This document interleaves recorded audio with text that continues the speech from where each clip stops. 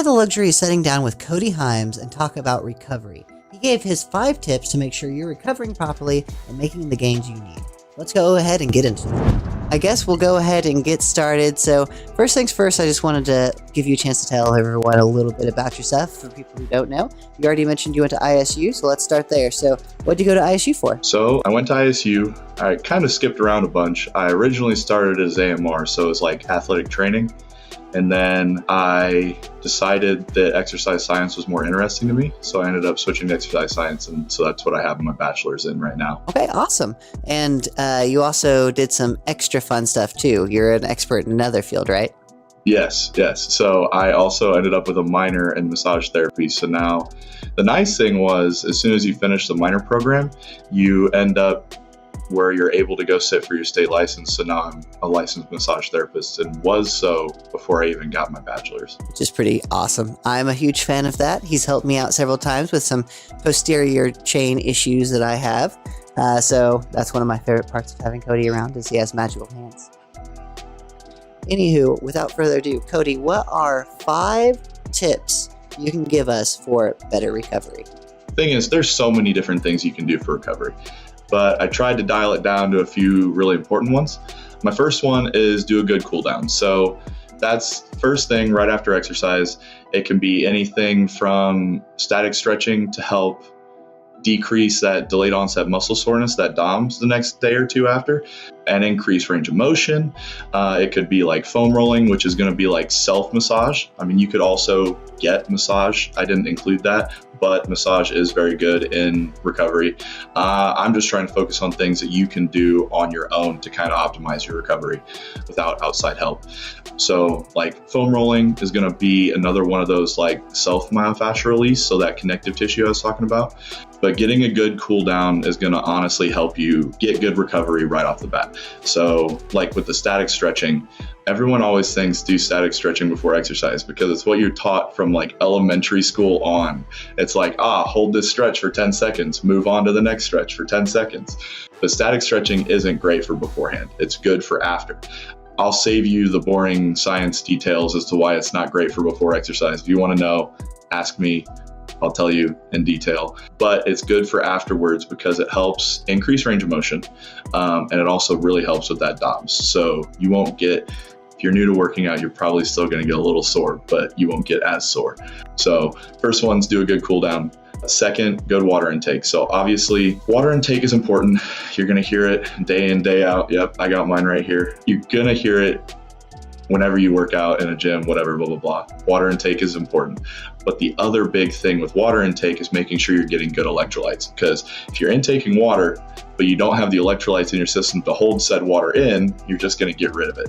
And then the same thing vice versa. Like if you're intaking a bunch of electrolytes, but you're not intaking enough water, then you're not going to have the water to be hydrated. So making sure we're getting good water intake with good electrolyte intake is going to help you with water and staying hydrated. And then quality diet. You're going to hear that one a lot too when it comes to exercise. But honestly, and this might be an unpopular opinion, I say eat healthy, but you don't have to make it like such a big ordeal to eat healthy. Unless you're competing or like eating to perform at a super high level, focus on your protein intake. Make sure you get a good protein intake. It's going to be different for every person, but know what your protein intake should be, hit a certain protein intake, and then hit a certain calorie goal. But aside from that, it's not going to be super essential unless you're trying to compete at super high levels to like hit a certain amount of carbs or a certain amount of fats or this or that. Like, yes, if you know how to eat healthy like that, go for it. It's going to help you in the long run. But for like people starting out or this or that, hitting certain protein and a certain calorie goal is going to be ideal, because if you're hitting a certain amount of protein inside of a certain amount of calories, it's going to be really hard to go past those other things and still stay within your calorie intake goal. Get a good diet, good protein, good calorie intake. That should be good for now.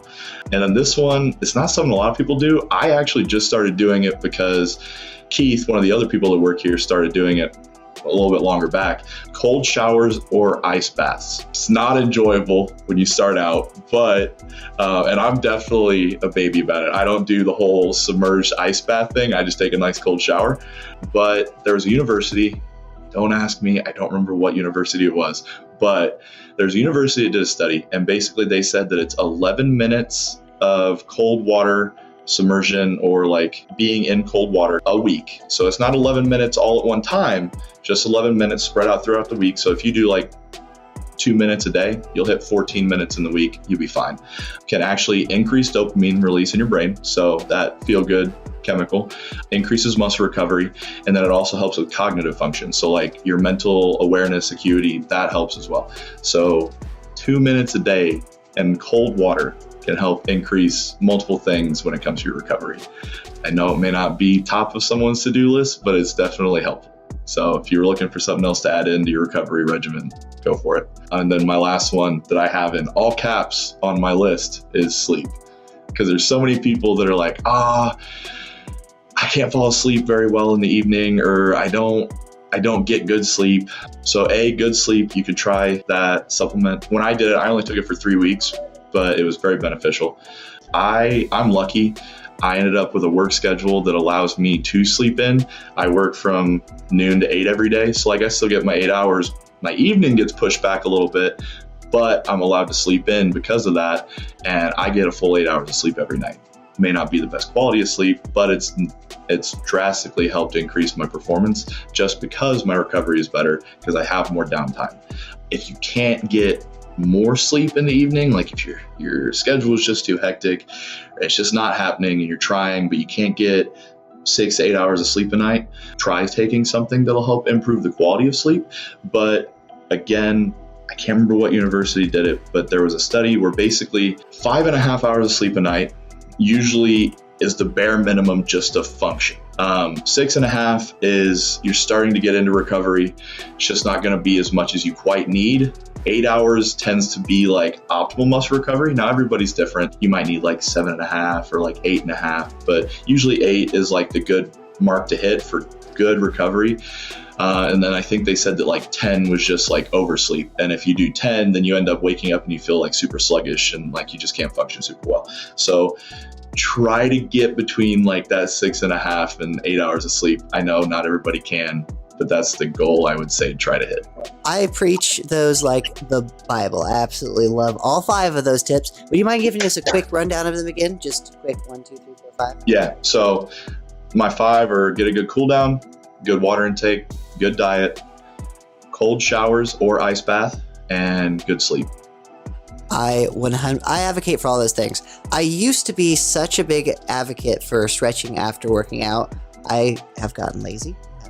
But I don't do it very much, but it's a do as I say, not as I do. A couple things that happened while you were going through your list. One, thank you, Jessica, for joining in, and I'm glad you like the supplements. Someone said spot on with the static stretching before equals poor performance, 100%. So stretching before you lift can actually lead to injury because it will alter your range of motion. So you're better off warming up your muscles before lifting and elongating them after the lift. So never stretch before a lift. Someone said, I always freak out about sodium. So do you have any suggestions for someone who is very concerned about their sodium intake? So sodium intake's rough for me. When I was younger, I ended up getting dizzy a lot. I feel like a lot of kids do, but I ended up going to like Riley, and they said I have this thing called orthostatic hypotension. So basically, like if I go from a seated to a standing position or a lying standing to standing, I don't just get lightheaded. Sometimes I'll just straight up pass out. And so like they told me, never heard a doctor say this before, but they told me to increase my sodium intake. So like I eat salt on like everything. I know it'll probably come back and bite me in the butt later on in life, but I eat a lot of sodium. But electrolytes aren't just sodium. So you got sodium, you got your main ones are sodium, calcium, and potassium. When it comes to sodium, I would try to get a little bit in, because you're going to know your body better than any of us are. So try to increase it a little bit. If you notice that you're holding on to more water, staying better hydrated, not like bloating, holding on to water, but staying more hydrated, kind of just play around with it and find the sweet spot, because you don't want to intake too much, but you need some in order to hold on to that water. So just like one day, even if you wanted to get real in depth with it, you could like write a journal, like I intook this much sodium this day. Just kind of keep tracking it. And then kind of push it to the point where basically like one day intake a little bit, the next day intake a little bit more, and then keep doing that until you find like what's too much. And then if you don't want that much sodium, then back down a little bit, and then just kind of find your sweet area, so to say. I completely agree. And always remember, we're talking, you want opposed sodium, not non-opposed sodium. So opposed sodium is sodium that is counteracted by potassium. Non-opposed sodium does not benefit you in any way. Like regular iodized table salt without like a sodium, potassium substitute will do nothing for you. So like pink Himalayan salt, or having some potassium from like broccoli or something along those lines, along with salt, those are going to prevent the swelling and all the negative side effects that you get from sodium and potassium. So that's why it's very important to have opposed sodium, and try to stick to the pink stuff. The pink Himalayan salt. I'm going to be honest. I have pink Himalayan in like my electric like salt grinder. I just grab only pink Himalayan salt when I'm at the store now. Tastes the same 100%. To me. That is the, it does taste the same, and it's far better for you. This was a question we did get. What about taking naps during the day? Is it beneficial at all? I'll let Cody give his piece, and I'll tell mine. For me, I'm terrible at napping. So like I'll lay down for like a 20-30 minute nap. Like you'll see me, I sometimes take accidental naps in the front office on the couch in there. So I'll try to take like a 20-30 minute nap, and I wake up 2 hours later. So for me, napping's a no-go. But like if you don't get good sleep during the evening and end up taking a nap during the day, I don't think it's a bad thing. But for me personally, I can't take naps. So this is what a lot of people forget, is that there's something called sleep debt.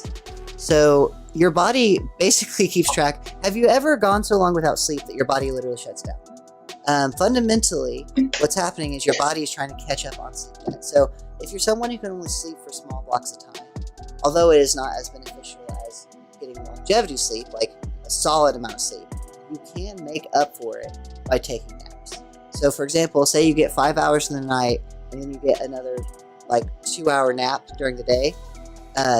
There is carryover to that, because you're basically adding to your sleep debt and taking away from your sleep debt. So yes, naps are very beneficial if you're not someone that can sleep all night. So I strongly recommend that. And there's been a lot of research showing that you're actually designed to take naps during the day. So if you're someone who's more inclined to do that and you can do it responsibly, then go for it. I'm with Cody where I can't do that. If I try sleeping during the day, then my day's just over. It's just over. I can't do it. But if you can, then there is plenty of science to show that they're very beneficial, and that is encouraged. Timing of cold baths. I've also seen that ice baths help, but does timing around exercise matter? That's an interesting one, honestly. That's something I think I would have to do some more research on before I gave you an honest opinion. I would say, and I'm going to do some more research on this, so don't take this as my definitive answer, but based on my understanding of the human anatomy, I would say you wouldn't want to do it right after exercise, simply because of the amount of blood flow and inflammation that you're creating in your body, that I feel like that would actually elongate the recovery process instead of helping the recovery process. Because being cold slows down some metabolic processes, which whenever you're just getting done with your workout, you're going through a bunch of metabolic processes. So I don't think you'd want to do it right after workout. I would suggest sometime either later or early in the morning. But I'll do some more research and get an answer to that one. I actually didn't read this comment before I gave my answer, so I probably would have stood more firm on my answer if I would have read this first. So anyone who doesn't know, Joey Downing is the best physical therapist in Terre Haute. This man is smarter. He's going to be on one of these lives someday, I promise you, because this dude's smarter than any of us, that's for sure. So yeah, he actually has found that he was more sore than usual if he did it after workout. So that goes along with my theory then, that it slowed down the metabolic processes and actually elongated symptoms. So that does make sense. I just want to say thank you guys so much for watching this. Thank you, Cody, for joining me tonight. I love all of you, and stay dedicated.